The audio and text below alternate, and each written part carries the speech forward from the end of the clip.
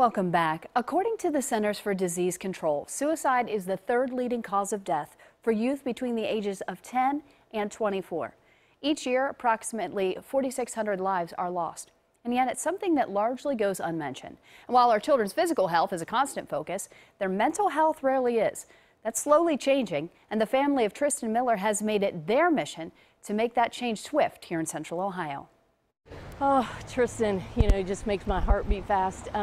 Tristan was such a kind kid. Tristan was what society would consider a picture-perfect 17-year-old boy. He is a perfect child, yeah. He didn't have an enemy. He was talented in that he could play just about any sport. He did very well academically, and he was very well adjusted. He really cared about people deeply. We talk about society. He wasn't interested in being the popular kid, but my goodness, did he have just loads and loads of friends.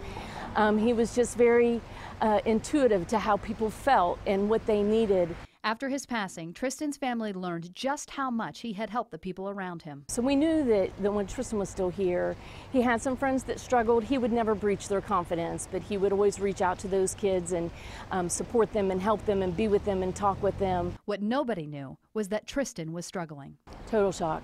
Tristan left his family a 4-page letter detailing what he was going through. He was very clear in his letter. He had, I guess, self-diagnosed himself with clinical depression and some anxiety, and didn't really have any hope that there was any cure, that he continued to wake up and feel that way. He did talk about extensively how he masked everything so we wouldn't know.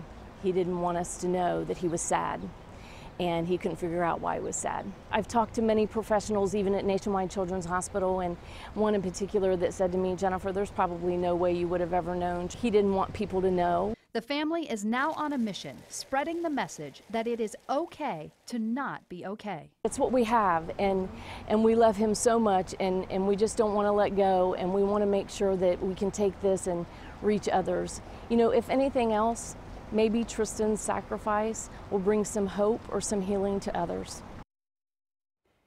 Yeah, the Miller family really wants to make sure that mental health awareness is something that people understand and that they're not afraid to talk about.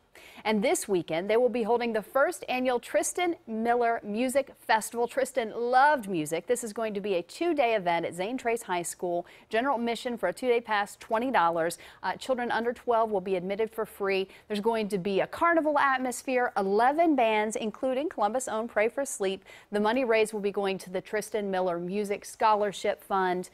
There will also be a mental health fair there, and that way parents, teachers, kids, anyone in attendance can get information about mental health and maybe save a life or change a life. Yeah, September is National Suicide Prevention Month. If you or someone you know is thinking about suicide, there is always help available. Call the National Suicide Prevention Lifeline, 1-800-273-8255. It is free, confidential, and available 24 hours a day. And again, it's a story like Tristan brings to mind that it's not always the person you think it might be. Sure. It could be anyone in your community. Yeah, and a lot of people associate suicide with somebody that shows a lot of outward signs of depression, a loner, and a lot of times that is the case. Can be. But boy, more often than not, it is the kid that you would never imagine was struggling because they are masking it and hiding it. So it's so important for folks to get out there, and that family sharing their story is going to be impactful. Yeah, hopefully saves a few lives for sure.